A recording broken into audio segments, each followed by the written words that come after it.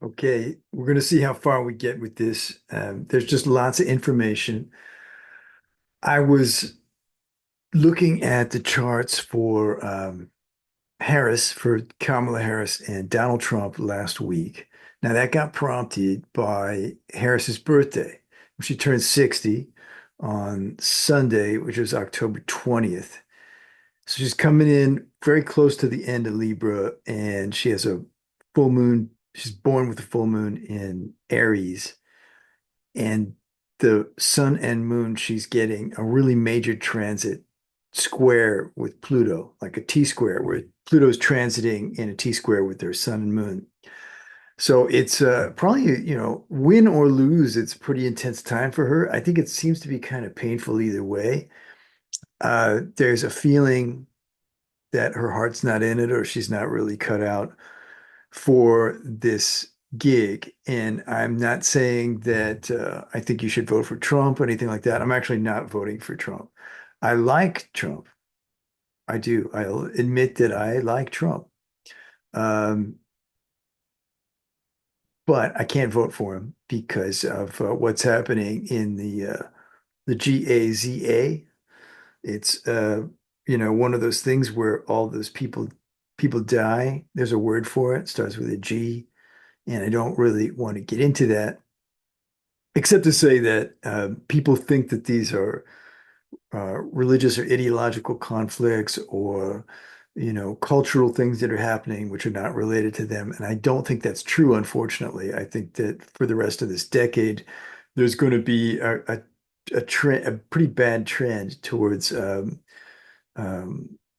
cadres, like factions of people, you know, we could call them elites or whatever, but there's sort of people behind the scenes wanting to grab land. They're wanting to get valuable land that has resources or is very well positioned strategically, and they just kind of want to get rid of the people that are there so they can move in and do it. Now, this sort of thing has happened a lot in history. I always think of Central Park in New York, that Central Park was actually a neighborhood, and I'm pretty sure there were freed slaves. There was an African American neighborhood predominantly. Um, People just built shacks that were there. I think it was sort of unclaimed land. And then the city, and what people may have owned land there, I don't know, but the city basically just bulldozed them, took that property away from everybody, made those people homeless, and they made that nice park that everybody gets to enjoy. So there's always these weird stories behind things, and I'm sure that that might be kind of the rationalization that's going on behind um, these different land grabs, whether it's in Hawaii or it's in the Middle East or it's in South America uh, or it's in North Carolina. There's a very questionable, strange stuff going on, and I'll try to address that in a way that is as cogent as I can possibly make it, as coherent and logical as I can possibly make it. But anyway, look, I'm getting back to some other stuff here. I want to talk about Franz Liszt. I want to talk about him. Now, see, Harris had her birthday. Let's get this, let's get the party started here. Okay. Now, Harris had her birthday on the 20th, and I found out, that look at her. Where is she? She's coming. There she is. Look at her. She's quite comely, quite a handsome lady. And her chart here, she's a 2-4, right? So the personality is a 2, and the design is a 4 in terms of the sun placement. So here's a refresher just to go through this. She's this column, this black column of data here is exactly the same, really, information as what people have in their traditional birth chart, the wheel with the planets, the glyphs for the planets and the angles and stuff on there. It's the same information. It's just organized very differently, where everything's broken down into these I Ching hexagrams.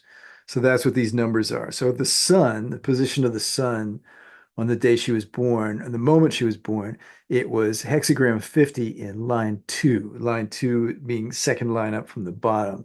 and that hexagram 50 being what is usually called the cauldron, right? So here's a look at her hexagram.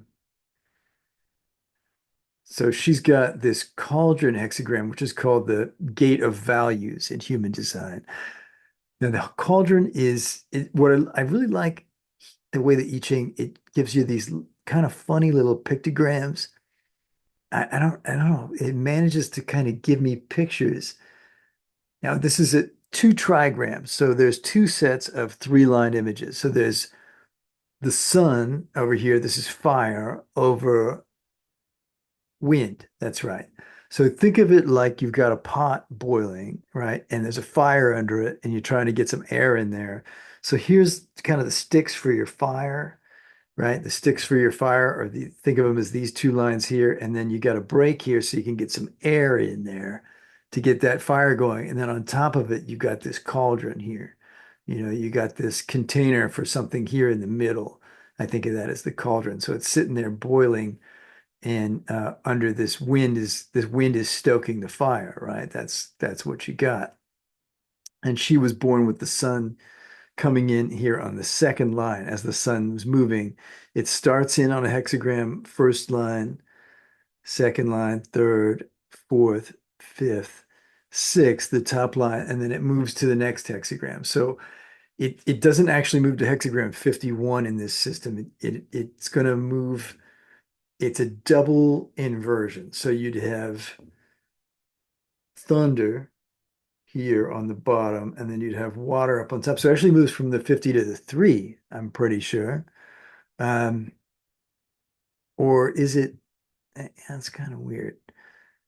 I don't know if that's true. I'm going to have to really take a look at this stuff. I said I'm going to wander through this.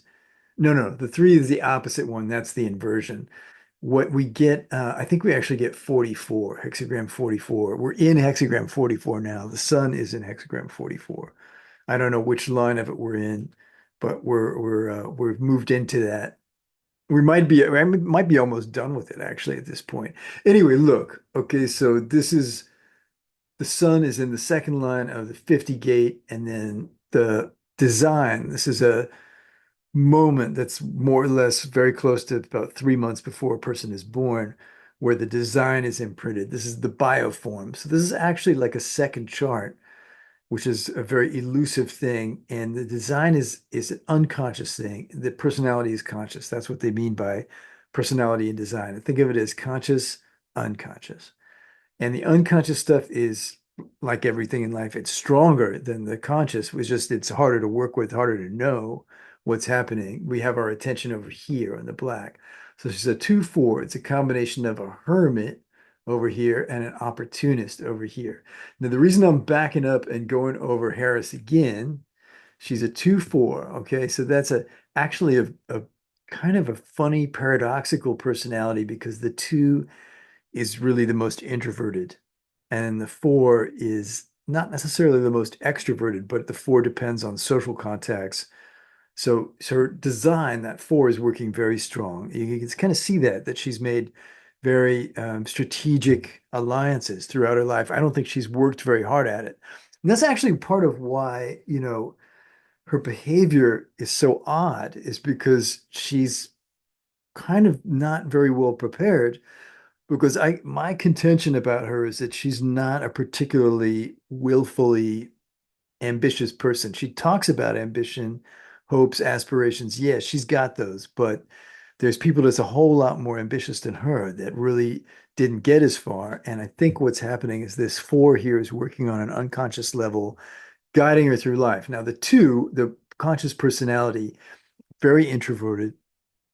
The 2 is a what is it there's an analogy that's made to the ground floor window of a house. If somebody's in front of that window, they're going to be exposed to other people all the time, but they're going to forget that they're being watched. Someone might be cooking food, watching television, or getting dressed, taking a shower, whatever. These things that happen kind of tend like they might be happening on the ground floor. I don't know if that's a great analogy or not, but the thing is the two's being observed. There's a lot of attention on the two, but the two isn't quite sure how they're being looked at by other people. They just would prefer to have their privacy. So the two is very retiring, and then the four is very socially outgoing. Now, the reason this becomes super important to me for this video is her birthday was on the 20th of October. Now, it took me a couple days to get it together to make a video. By the time I was actually making it, I realized that it was the 22nd, which is the birthday of Franz Liszt. Now, Franz Liszt is really my favorite composer. Like, who cares? But I care. I love Franz Liszt music. And so Franz Liszt here, let's call him up. Here's his chart. Now, what I found out was really remarkable. His birthday is on the 22nd of October. And just as it happened to be back in 1811, things were arranged. The sun was actually moving a little bit behind where it would have been on the 22nd of this year. So he was a 2-4. This combination usually it's less than a day that these two profile numbers line up. It's like, less than half a day, really. Um, so the 2-4 is there. We're moving through the second line and we go 2-4 and then we're 2-5 for a little while, but mostly it spends its time in the 2-4. And then we move to the third line. We go to 3-5. That's more common. Then it spends a little time in 3-6. Anyway, look, Franz Liszt is a 2-4. So we get this person, Kamala Harris, that I feel like, I don't really admire her a whole lot. I definitely don't hate her, and I don't think not really going to dump on her like she's a bad person. She's having trouble as a politician. There's just no doubt about it. Now, at the same time, at 2-4, we found out that Bill Clinton was a 2-4. And that really gave me a totally new way of looking at him and his relationship with Hillary. And she's a 1-3, like Donald Trump is a 1-3. And 1-3 is a much more aggressive type of a person. So we could see that Hillary's really driving Bill a lot. It's her ambition that probably pushed him as far as he got, even though he has enormous skill as a politician. And that probably comes through in other parts of his chart, right? The 2-4 itself, I just don't think of as being that way. And then Johnny Depp is like another guy who's a 2-4, and he was in a relationship with Amber Heard, who's a 1-3. I'll probably go back and look at that again. Anyway, look, here he is, Franz Liszt. He's a 2-4. Now, Franz Liszt was a guy who came along kind of early in what's thought of as it's the Romantic era in the 19th century, right? He's born in 1811, October 22nd, and then he ended up dying in the 1880s. So he had a pretty decent length of time he was alive. This is pretty cool. Here he is, very handsome guy, and you know, kind of like a paragon of masculinity in a certain way. Now, look, he's coming in there. His youth was before he could get a photograph taken. So by the time people were taking pictures, he was a little older. He was, I think, in his 40s. Still a very striking looking guy. Done some living. Look at that face. Got a little bit of care etched on it. And then let's see what he looked like later, towards the end of his life. Yeah, yeah, hermit opportunist, right? The 4 is the opportunist. The 2 is the hermit. And that is definitely what he was. He composed throughout his life. He never really stopped growing as a composer, and he really pushed the bounds of tonality.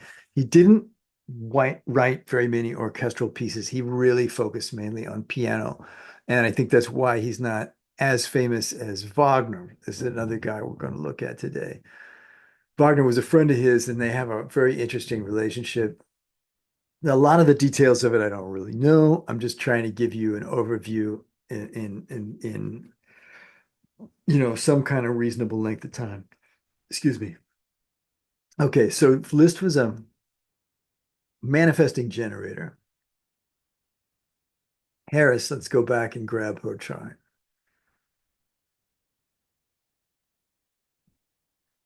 There we go, Kamala. Okay, so Kamala is just a generator. What that means is that the throat, ah, Okay, the throat here is not connected to a motor, right? So the motors you get down here, there's the emotional motor, there's the root motor, there's the sacral motor. So she's got root and sacral defined, but there's a huge break in here where she doesn't have any channels connecting to the throat. So she can't run that throat to the motor, or the motor to the throat, whichever way you want to look at it. She can't run that on her own. It really depends on her encountering other people, bringing them into her aura to make that connection. That's a split definition, simple split definition. She has this pretty unusual thing here where less than a third of the population has the defined crown. And then she has defined ajna, defined throat, big break. Okay, we'll go back and we'll talk about her some more. And we're going to compare her now to Liszt, who's a manifesting generator. We'll show you what makes him a manifesting generator. Now, they have some things in common, right? Defined crown, defined ajna, right? Defined throat. So that's basically seventh, sixth, fifth chakras in the traditional parlance. Those are all, he has those defined, but he has a break in here between the throat and the ajna, where what she has is a break the throat. There's nothing going from the throat to the lower part of the chart here. He has this one very strong channel that's entirely red. That means it was formed here in the design 3 months before he was born. That's the 12 and 22 channel of openness. So this is connecting throat, the manifestation center, which is not an awareness center, not a motor. Okay, it's the manifestation center. Everything manifests through the throat, but the throat has to be hooked up to a motor.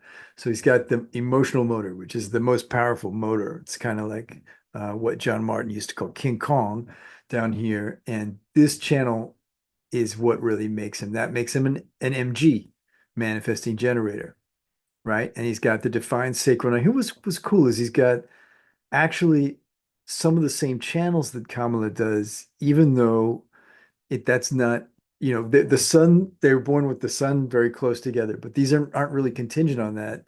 It's just sort of a happy coincidence, happy accident that he's got these other things, and that's not really based on, it's not really based on the position of the sun that the birthdays are close together. He's got this channel of abstraction up here, which she has also.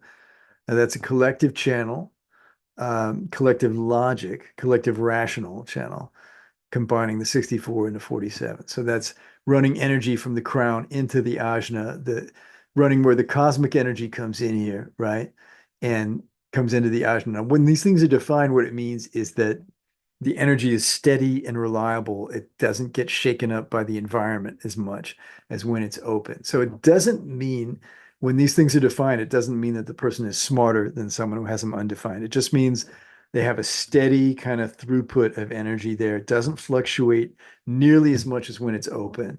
They're not really going to get rattled there. Their default is going to be to go back to using these chakras, these energy centers here.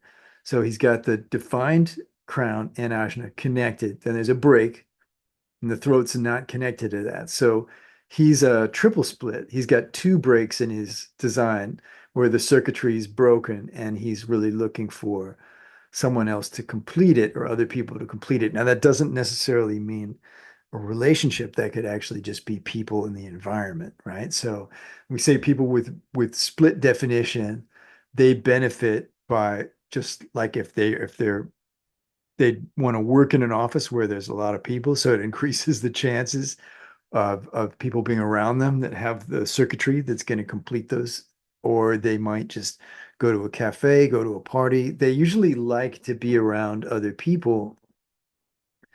So that may say something. These splits, both of these people having splits with the 2-4, it's a little different than that there's single definition. Single definition 2-4 is that's a more, probably a little bit more living up to the hermit side of it, but I don't know. He's emotional definition, right? So Harris doesn't have that.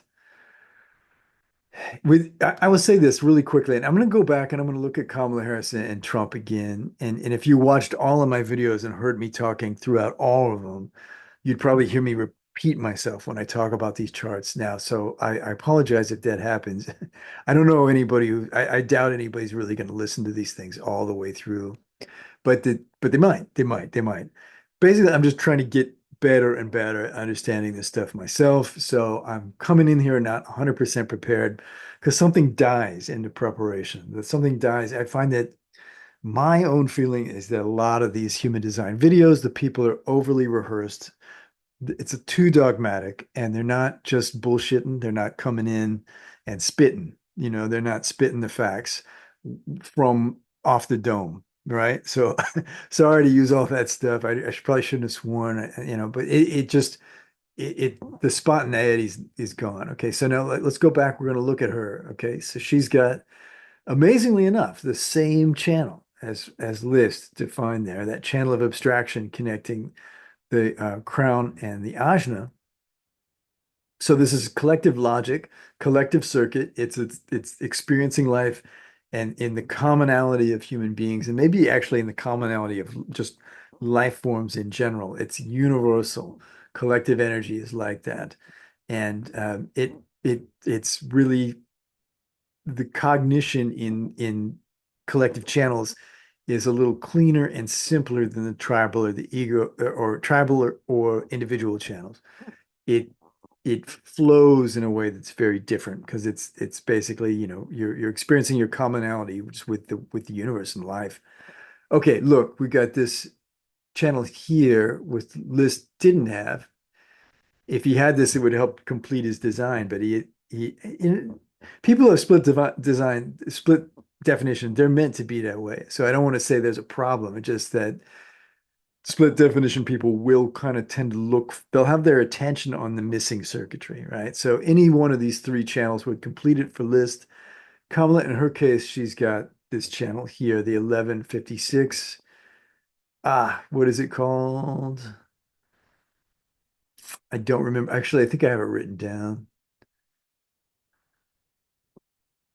Well, I don't want to get hung up on her right now because I want Liszt stuff is very complicated. But the thing is that she doesn't connect to her motors down there. She's got these two motors, but she does have the root and the crown defined. And so that is means that she's got pretty steady, reliable input of the cosmic energy up there in the crown and the earth energy coming up through the root. These are not awareness centers, they're pressure centers. They're gates where these two currents of energy, the cosmic and the earth, flow together through the body and run. So she's able to put a lot of people with the defined root, they're able to kind of put pressure on other people to do things. And people with the defined crown, they just they're the crown becomes it's interesting. She doesn't seem like a person that has a very strong crown, but in actuality, she has this thing defined. So it's pretty hard to shake her out of places. People feel like there's people that feel like she's not prepared to be president. Okay, I don't really want to knock her too bad. Because she has a lot of fans. And I've had discussions with people that, they can't believe that anybody, like me would prefer Trump to her. And it doesn't even matter that I'm not voting for either one of them. And I'm not saying I don't like her. It's just her presence doesn't seem to be super imposing. But with a defined crown, it's going to be hard for people who don't have most people don't have it defined. So she's going to have something going on here on a crown level, seniority, kind of being a boss is actually legitimately there. So it's not all just, hot air from her when she said that stuff. She's got a knowing, the crown is where kind of your knowing and your certainty is. She has that in her design. And so that, even though at the moment, this race for president has been extremely tight between Trump and Kamala Harris, who came out of nowhere, right? It's less than 3 months, I think, that she's been running. And it's about 3 months. I guess it's right about 3 months. But it seems like she's losing right now, but she could turn it around. I mean, it's gone up and down. Trump looked like he lost it a month ago. It looked like there was no way that she was a shoe-in, and now it seems like he is. We got a week to go. Anything could happen. Okay, so with that defined crown, it tells me that's a boss. That's a boss. She doesn't seem like it, but the design doesn't lie. So having that defined there is something. Now here's Liszt. We're looking at Franz Liszt. Now he's got these two things defined the way she does. He's got the throat defined the way she does, but he doesn't have the channel and he's got the break. And then what makes him a manifesting generator is this thing goes down to the solar plexus motor, very strong motor When the throat connects to a motor, then you've got manifestation. And then when the sacral is defined, you've got a generator. So the manifester and the generator together, very robust design.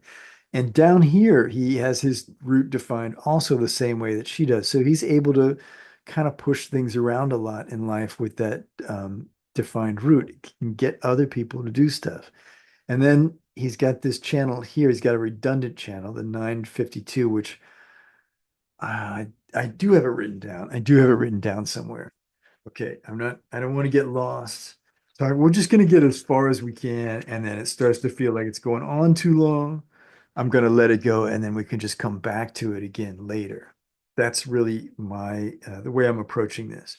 So yeah, he's got, you know what? I didn't write it in there. The 952. I'm going to have to come back to that. So he's got an individual channel here. He's got the collective channel there, and he's got a tribal channel here, I'm pretty sure. No, it's an individual. That's right. Um he doesn't have tribal channels. He has two individual and two collective.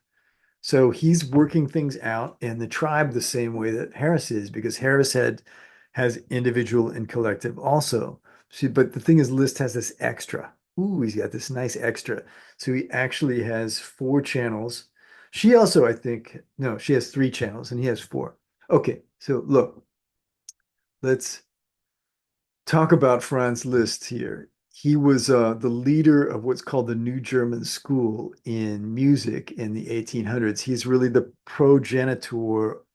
He's the ideological leader of Romanticism. Now, what there was a kind of a conflict in music that is somewhat maybe a little hard for us to relate to nowadays, but it was very, very important to the people then. There was a conservative group of people that said that music should just be a thing unto itself. It shouldn't refer to other things. In other words, you shouldn't have a piece of music that's meant to signify going to Italy or going to Switzerland, or you shouldn't have a piece of music that's meant to evoke being in a forest or it that you aren't supposed to have these literal cognates. You're not supposed to have these things that connect. You're supposed to have just a, so be an abstraction unto itself.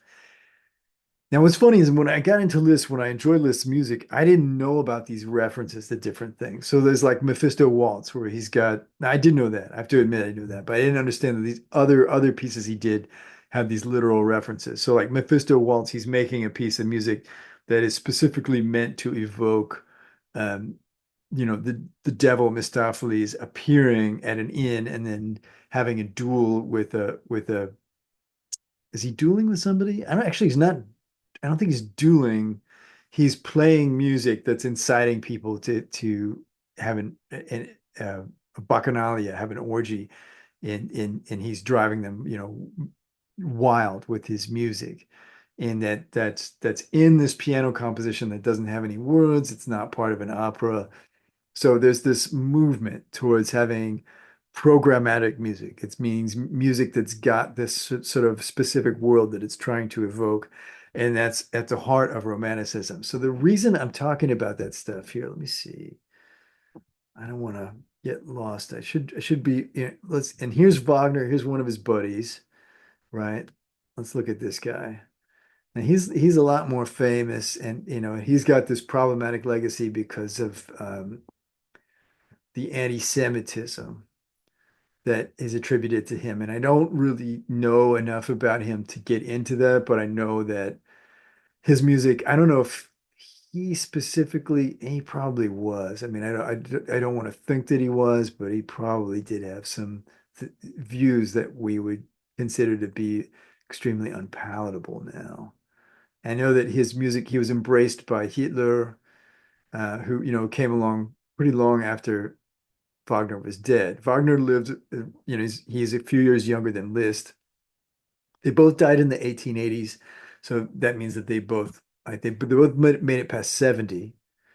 Um, and here's the thing: is that Wagner, oh, just gotta learn to get better at this. Wagner ended up being in a relationship with Liszt's daughter, okay, that he was married to Liszt's daughter. That's Cosima Wagner.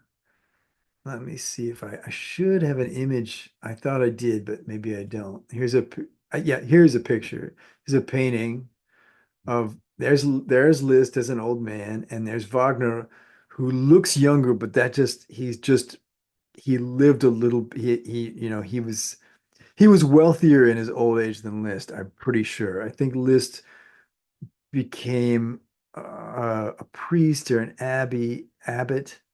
He lived in an abbey in the last like decades of his life, and he was writing devotional music. So he really that too, that hermit, he really fulfilled that. He lived that life. Now Wagner's a 1-3, right? So he's an investigator, what's called an investigator martyr. The three is called the martyr, but this is human design language, which is um, it's a little different than the ordinary use of the word martyr. The three is the person who's going through life, right? And having trying to absorb themselves. And the one is investigating. They're trying to make sense out of things. The three isn't. The three is just trying to let experience wash over itself, right? The one and three together, both of those things are coming in the lower trigram. And that is a person who's very, very self-absorbed. Like Trump is a 1-3. He's very self-absorbed. He is a lot of the, as we look at his chart, Wagner is okay. Anyway, look, here's Cosima. I don't want to get lost here. Let's just get back to our sheep. That's what the French say, right? So here's Cosima. This is Liszt's daughter.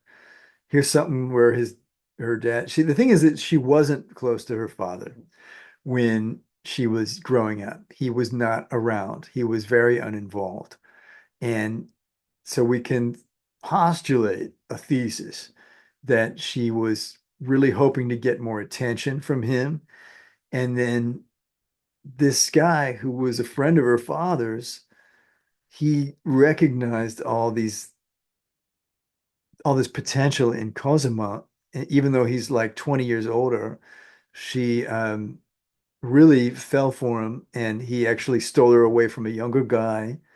And then they really built Wagner's career, and she helped him create this place, the Bayreuth Festspielhaus, which is the place where they would put on all of Wagner's music, and he had this, the ring cycle, his cycle of operas and stuff, and they would it was a place where they could make these extravagant performances. Every year they have the Wagner Festival, and it's still going. It's still going.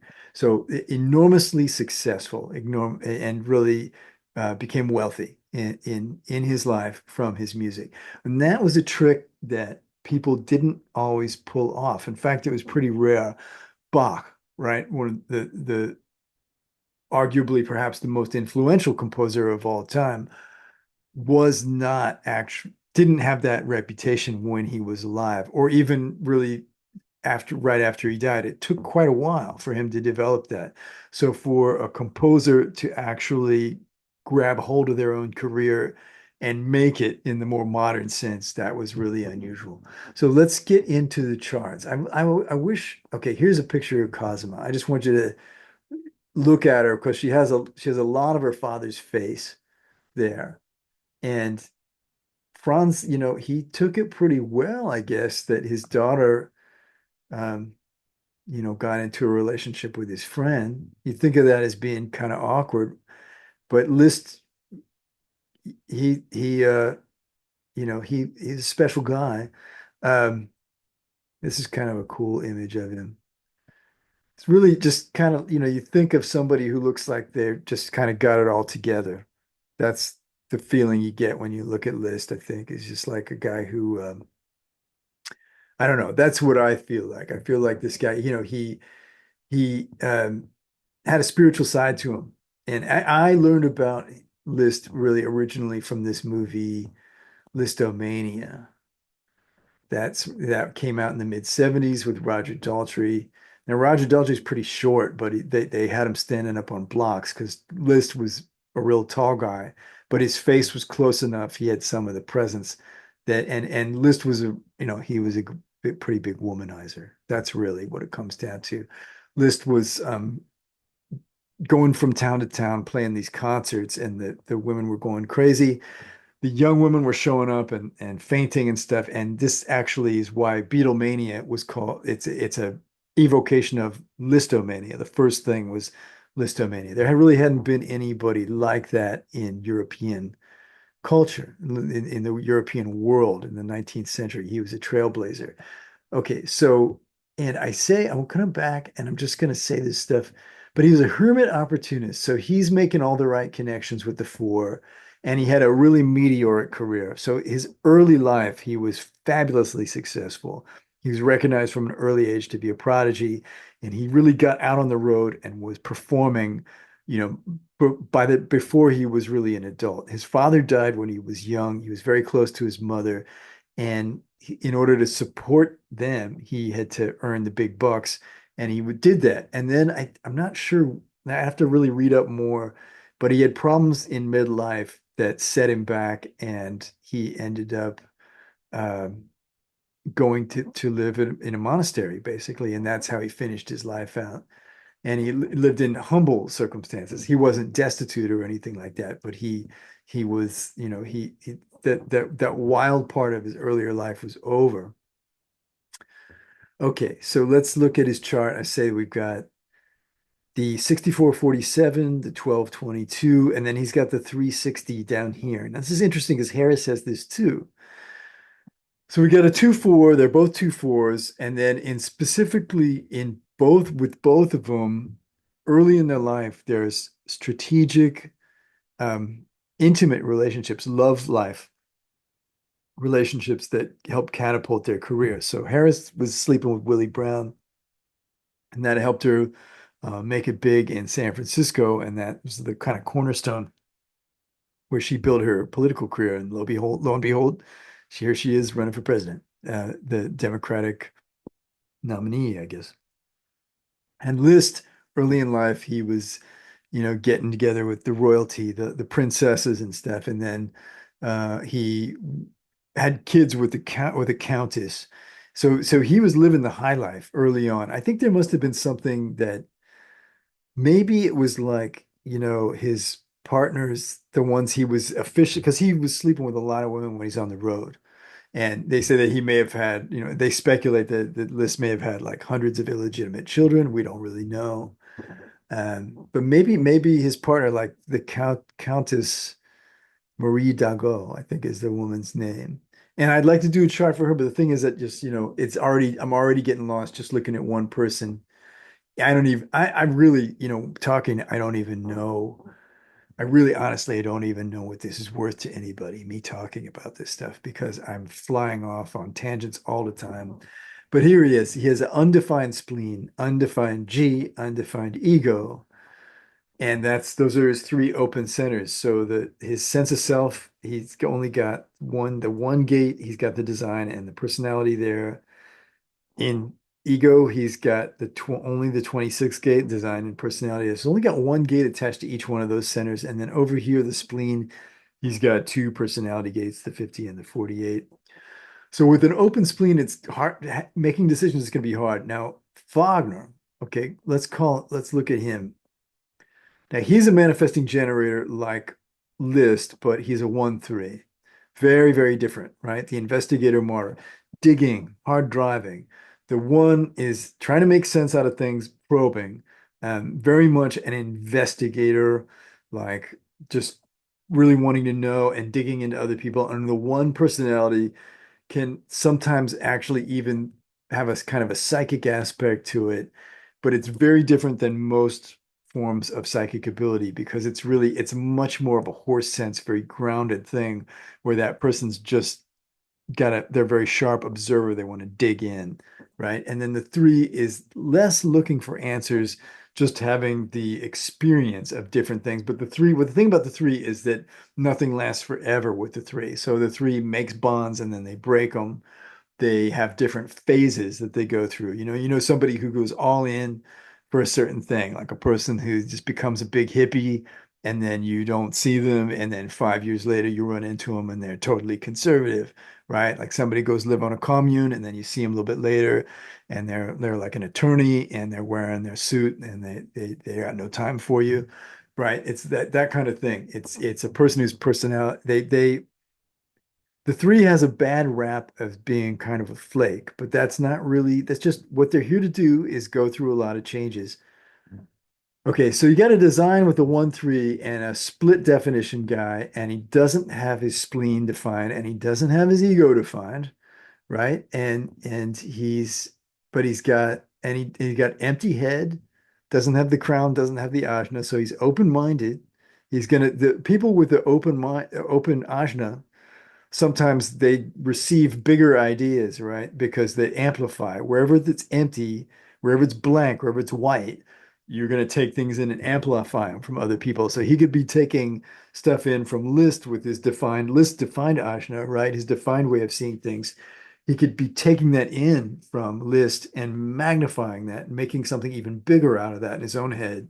They were peers who were influencing each other, and there was a lot of cool kind of like a brotherly love, a respect that existed between the two of them. Whether they probably had their ups and downs for sure, really strong personalities.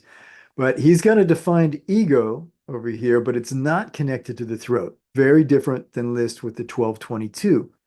He's got this channel, the channel of charisma from the 20, right? Ooh, black on so it's a solid black, meaning that day was pure manifesting generator energy.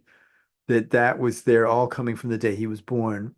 The 2034 channel of charisma. So there's one channel that goes from the throat down to the sacral. So like for example, let's get old Harris back out here. I mean, she fascinates me because there's something she's not. It seems like she's not full.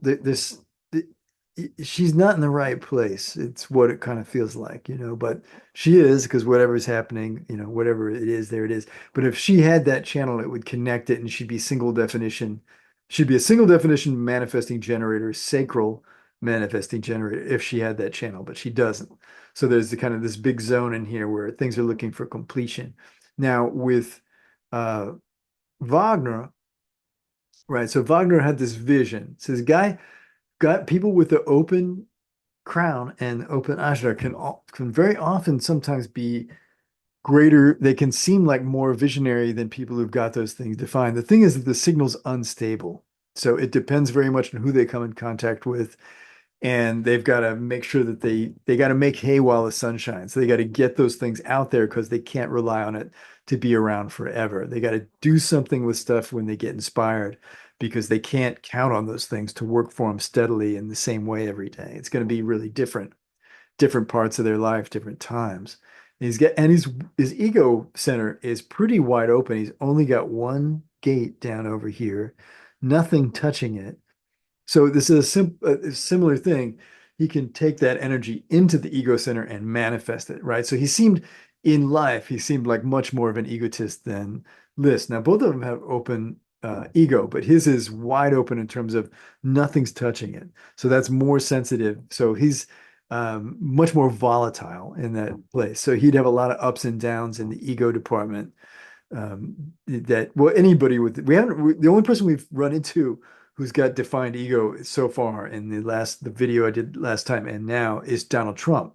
So think of Donald Trump having a big ego, but the thing is it's defined.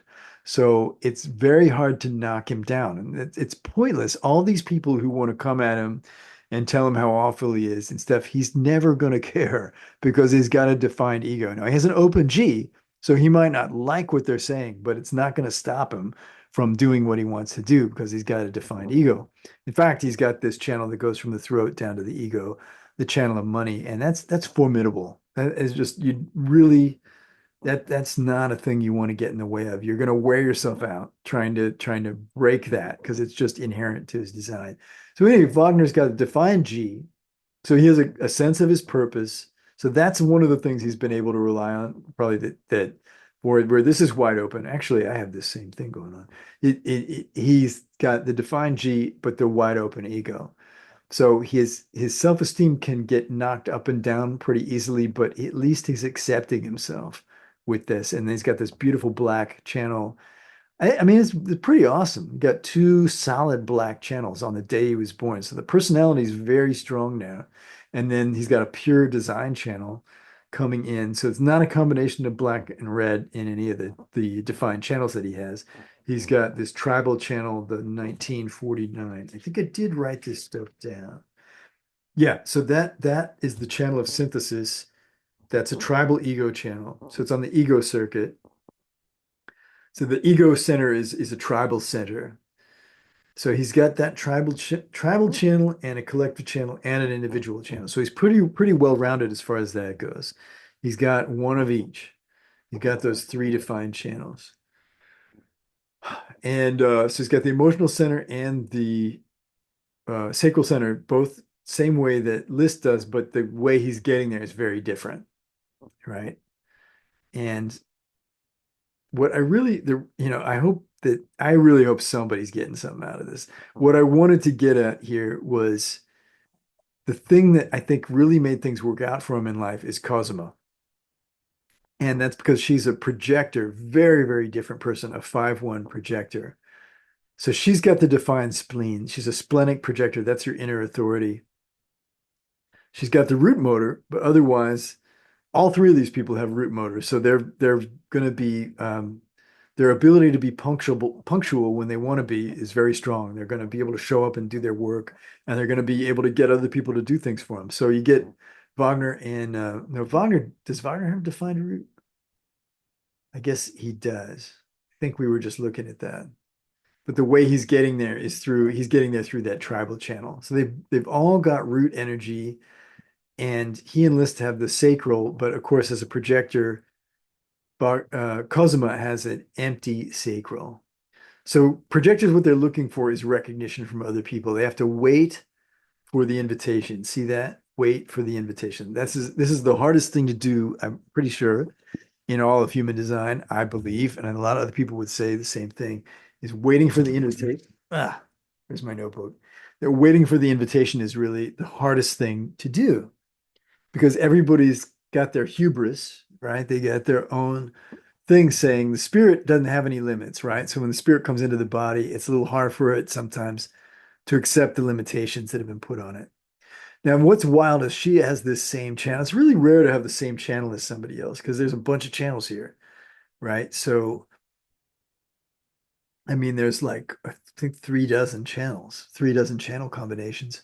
But she's got the 6447 channel of abstraction where you're dealing with inspiration, where things are taking form, coming in sort of from the cosmos, in through the crown, and then down into the ajna for the ideation. So she has that same channel the way that her father, Franz Liszt, does, but she's probably, helping bring that they're both bringing that into Wagner's life in different ways, right? And then she's got a break there. And then she's got the one channel. So you got two channels here, right? So she's a split definition, 4 defined centers, defined G. So she accepts herself. She and Wagner both have defined G. So that's a pretty, despite the age difference and whatever drama that you've got the potential for a pretty stable relationship with where both people have defined G. It can be hard. It can be hard to end a relationship like that when both people have defined G because it's kind of like why bother? They're both have their self-acceptance and it's enjoyable for them to resonate in harmony with another person that has self-acceptance. When you get one person has an undefined G and the other person has defined G, if the undefined person, if they accept that person, if they like that G the way that it feels vibrating in their space, then you're going to have a more passionate, it's going to be probably a little bit wilder ride. Okay, but anyway, she's got the 10 to 57, which is channel of perfected form. So it's a perfectionist channel. It's the only channel that goes from the G to the spleen. That is correct. Yes, it's the only channel that goes to so when you got a situation where there's just one channel, right? So Wagner had that one channel that goes from the throat to the sacral. She has the one that goes from the G to the spleen. So that's a unique current of energy. She's a perfectionist and she's going to be very driven in the right situation. Now she has to get the invitation. So you got to think she got a pretty decent invitation there from Wagner. He took a shine to her and she'd probably been wanting for that recognition for a while, probably lingering in a lot of bitterness, not getting that recognition from her daddy, from Franz. And when then she got it from Richard, he it that that really set her ablaze with passion, his energy coming in there into the plexus and the sacral. And they had a big family and they made that place and had, pretty good times. Okay. So I don't know. I'm sorry. It's like, I know it, I hope this is, I just hope that some of what's interesting about their lives is coming through. Now, here's another facet that I wanted to get into. There's another projector here and I wanted to touch on him. Now she's a 5'1". Okay, go back to Cosima for a second.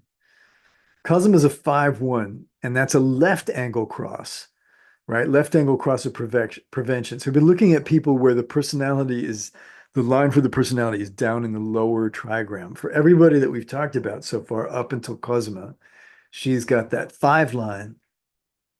So she is looking out. She's a 5. She can see things in other people, but they can't see her as well. The 5 kind of likes to be in control on that level. She's a 1, the way that Richard is a 1, that they've got that investigator thing going where they've each got 1 somewhere in the profile. So they're able to jive together, hit a pretty good matching vibration of the investigator there. That's going to make both of them want to be trailblazers, right? And then the 5 makes her the natural leader.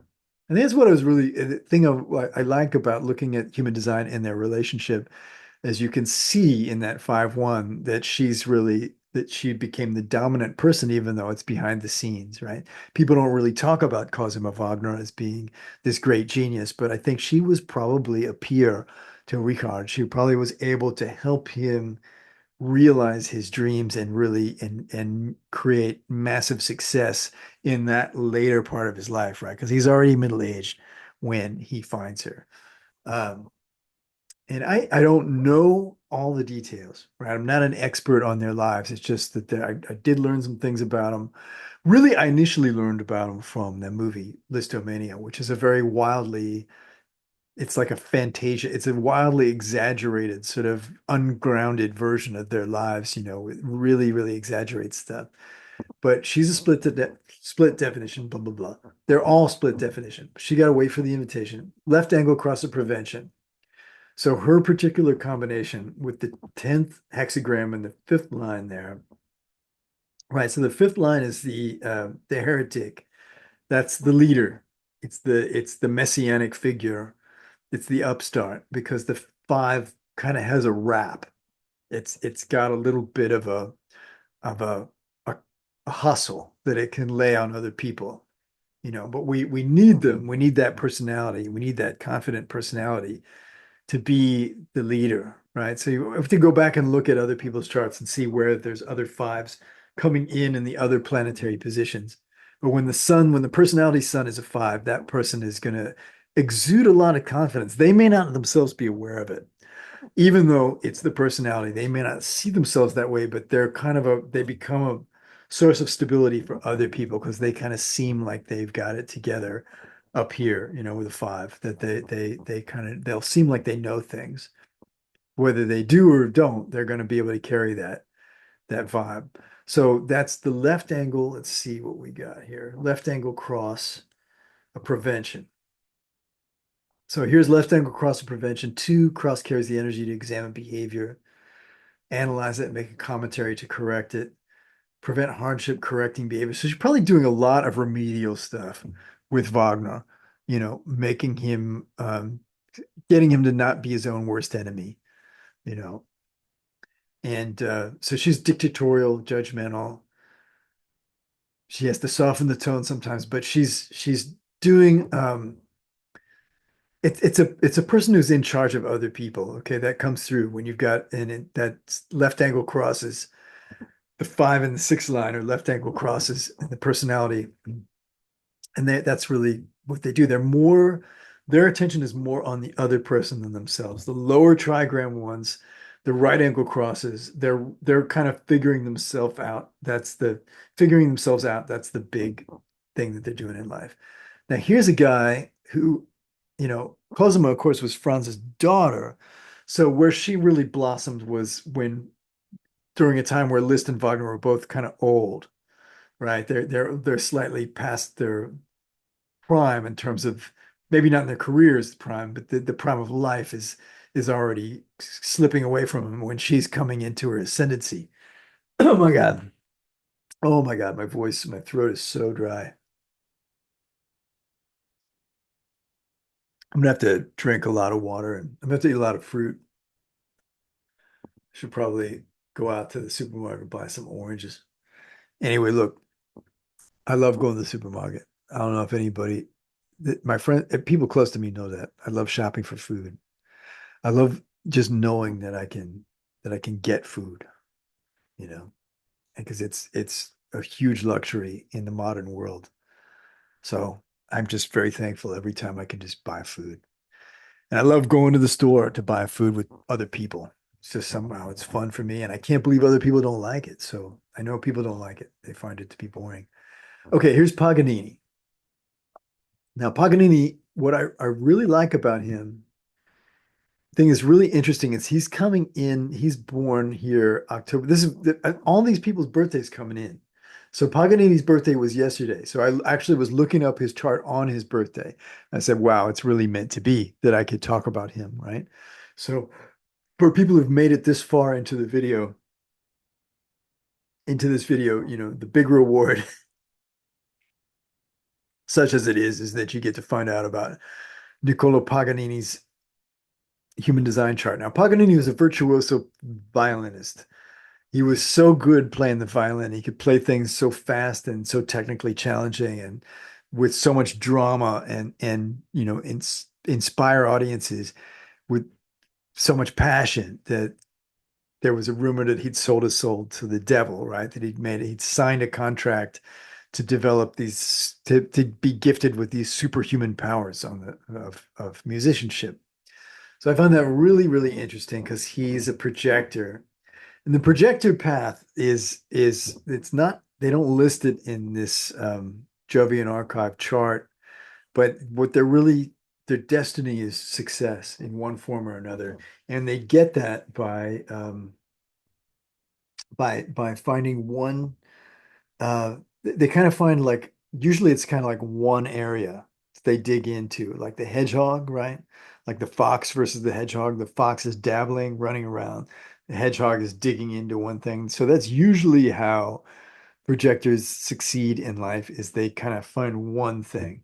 So he was born in 1782, which is the thing's really amazing about that is that this whole system begins in 1781. In other words, people that's born before 1781, human design does not actually allow their software does not actually allow people to do charts for them because they say that the awareness, this nine-centered way of living, didn't really come into being until 1781. So what happened in 1781 was Uranus was discovered, right, by think the guy's name is Hersch. It's definitely Herschel. I'm trying to remember his first name, and I'm drawing a blank on it right now.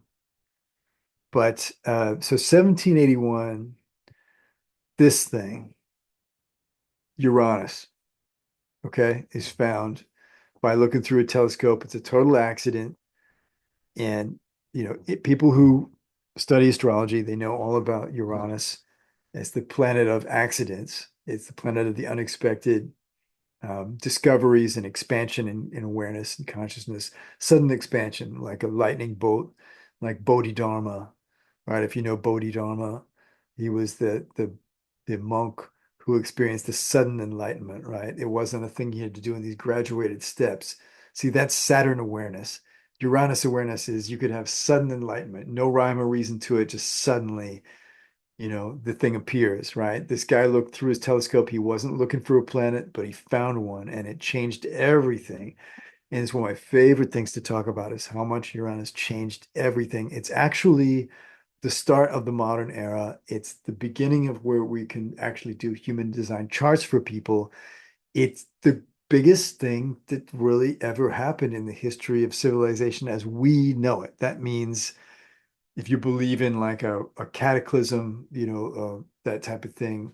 I'm talking about you take the last 6,000 years or whatever of civilization, discovery of Uranus might be the most significant thing because we had this conception of the world that ended at Saturn, and we had this system of seven planets where you count the sun and moon, and it kind of goes with seven energy centers. And then when we found Uranus, then we expanded into this nine center thing. So we're really looking at Uranus and Neptune coming in, right? There's an image of Neptune, and Uranus and Neptune come in the Neptune comes in the middle of the 19th century, and it's really the modern sensibility, and that begins with Romanticism. That's really where it begins, and so that's a personal exploration of spiritual truth that really forms the backbone of the Romantic sensibility in art.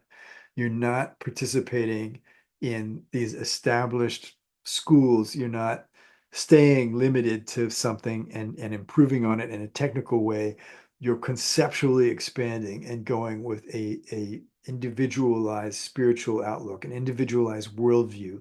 And that's really the awareness that Uranus and Neptune are bringing that's coming in when Uranus is first discovered. So long way around of saying that that's we can do a human design chart for Paganini, but he's really among the very first people to be born that where we can do that.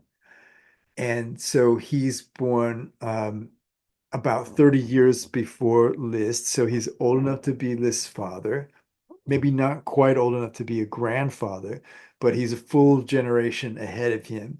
So Paganini, this guy, he's growing up in a bourgeois family in Italy. His dad is a boat dealer. So try to picture a guy who's like an auto dealer. He's not super successful, but obviously the family's got money because you can't there's a drawing of him now. We got to remember, see this guy, he's most of his life is before photography, right? There is a photograph of him, and I find that kind of surprising. I guess it's really him. I don't know why. I don't hear more about it, but I did come across it. So this must be really close to the end of this guy's life. So either his hair is naturally black or he dyed it, but he had a lot of problems with his health later on. But the thing is, he was people with open sacral, they have to be careful as they get older because anyway, look, this guy, he's self-projected, meaning his authority is his G center. This is very rare. This is only like about 2 or 3% of people that have this. So it's only projectors that have that, right? Because he doesn't have any motors. He's a non-energy type. So what that means is, other things come in there and magnify it. So his energy can go super, super high, maybe higher than somebody who's got defined motors, but then it's not stable and it's going to collapse. So that's, could be explain why was such an intense artist. Anyway, Liszt sees Paganini perform when he's a young guy, and it completely blows his mind. And that his whole career, he comes off. He's like he's going to be the Paganini of the piano. Okay, so his whole way of being is like that. He comes off of Paganini. I mean, he's got influences before that. Liszt actually studied under Salieri, the guy who was in Amadeus, the movie Amadeus. He was supposed to be the mediocre composer that was very envious of Mozart and like wanted to kill him and all that kind of stuff. So that was really made up. That's not really true. Salieri wasn't a bad guy, but uh, Liszt studied under him when he was younger. I think Liszt met Beethoven. Um, yeah, Beethoven was a fan of Liszt. There was a performance when Liszt was a teenager and Beethoven came out on stage and like kissed him on the forehead. Like he was like, you know, you're going to carry the torch forward. Now, Beethoven is born before this discovery of Uranus, but his body of work comes from after the discovery of Uranus. So you can see how he's moving from the classical into the romantic. And then he makes the Pastoral Symphony number 6, where he's actually specific movements are evoking things like the rushing river and different qualities, that he's specifically trying to evoke. So he's bringing the programmatic stuff in there. And what's funny is there is opera existed long before the Romantic movement, but I have to I have to understand why that wasn't conflicting with all these different competing schools of thought about music. Okay, so Niccolo Paganini, single definition guy. He's the first person in this drama, in this world around Liszt that's single definition. Um, he's single definition three. When you have three centers like that, you have to have four to to even have a chance of being a split definition because the three you really don't have the opportunity for that. There's always going to be one center where both of the other channels are hinging in there when there's only three to find. But it's six open centers, all the lower ones open, right? So all the body level ones are open and the crown is open. So he's magnifying the inspiration. He's magnifying all these things. Of course, he was a big womanizer too, right? He was maybe Liszt modeled himself off of Paganini. Maybe he probably did. The thing is that projectors are catalysts. They are people who other people invite them in and they mentor and work with people and they help the generator usually develop his way. And he's a 3-5. A 3-5 is basically a rolling stone.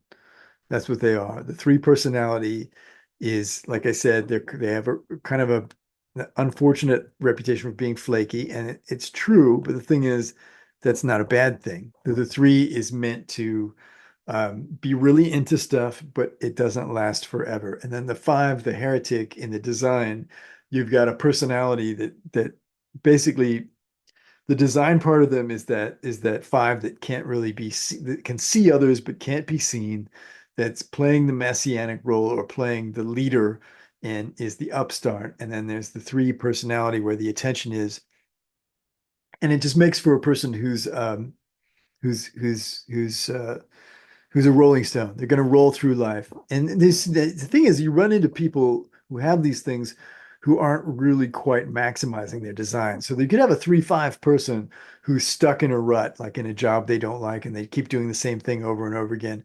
They don't change, and that's because they're probably, they're in not self. They're not really maximizing their design. So what's good about human design. It's tricky because there's a thing called passenger consciousness where you say, well, you don't really have the ability to do anything. You're just watching things unfold. It's kind of that whole paradox of like fate versus free will. And human design sort of falls down on the idea of fate more than free will. They say that you really don't have free will, but you might as well enjoy the illusion of free will, I guess. Anyway, look, bitterness is the not self theme for the projector when they don't go with the recognition. So he's grown up here in this guy Paganini. He's grown up in a family where his dad is a boat dealer who loves to play instruments. His dad's a pretty good musician, likes to dabble with all kinds of different things. And so from a really early age, Paganini starts playing the violin. He's playing actually every stringed instrument.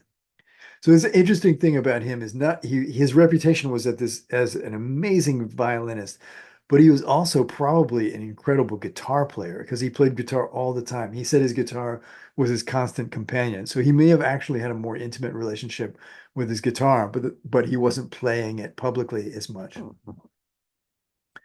So, we've got this guy, he's a 3-5, he's a Rolling Stone.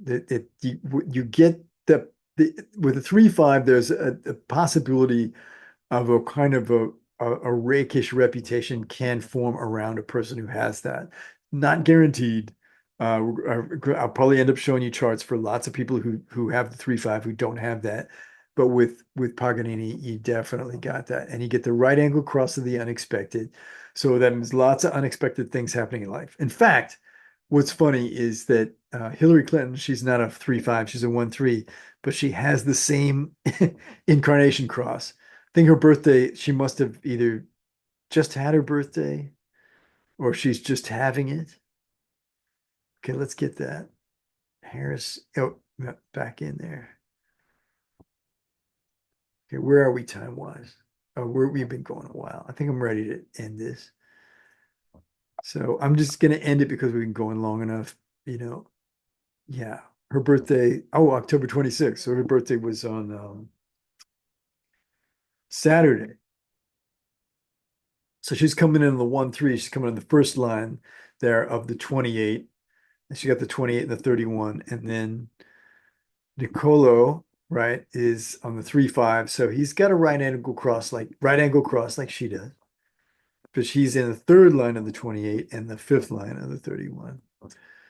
All right. So look, I just wanted to get into that. The Paganini being born right on the cusp of the this human design experiment, this phase. Now you got to remember, I guess we're coming to the end of this period. So this is a particular slice that runs from 1781 to 2027, I think, where this chart supposedly, supposedly after 2027, we're getting into something new. I'm not sure about that. I need to learn more about that, but they say that the door will be closing, the experiment will be ending in 2027. So we'll definitely be talking about that on this channel, trying to make sense of all this stuff. All right, I'm gonna cut out. I'm trying to think of anything else I should do here. Oh, here's a cool picture, right? So this really sums up. Here's the relationship between Wagner and Cosima, right? It's a pretty funky, it's a real interesting thing. He's a whole generation older. He's 20 years older. He is her father's friend and peer. Uh, and it, while the cat's away, the mouse will play. I guess Franz wasn't there looking out for Cosima, and Wagner got in there, but it made her really happy. These people, romantically, I don't know. I really don't know, but they were able to create massive success together. Really kind of like an archetypal power couple of the 19th century, Cosima Wagner and Richard Wagner, both people who are very close to Liszt. Now, Liszt, on the other hand, being the 2-4, he's really more comfortable retreating as he gets older. Look at this guy. I mean, man, you know, look at that outfit. I wouldn't mind showing up somewhere looking like that. It's just you're gonna be scoring. It's basically what it comes down to. He's really representing himself pretty well. But the thing is, he probably kept on being a player, but he decided that he'd rather live in a monastery, and he composed a lot of devotional work. He's a hermit. He's a hermit. Look at that. As he gets older, you can kind of see the hermit coming out in him. And he's not as polished, right? Wagner's wearing the fancy silks, and Liszt is like his hair is getting a little unkempt. His clothes maybe starting to look a little worn. And then, you get this cool pictures of him at the end of his life. I love the way he looked as an old man, man. Look at that. He's just like he looks like I'm politically incorrect term. He looks like an Indian chief. I mean, I don't know how to say it. He looks like an indigenous warlord. He's just got this cool presence, and he's got all these warts are growing, these old age warts growing on him, and he or age or just moles, right? They're moles. They're not warts, but he's got these moles, and he kind of doesn't care. He's really into God, and he's just a cool dude. Look at him. Look at that guy. I mean, by the time I'm in my 70s, I hope I have that kind of presence.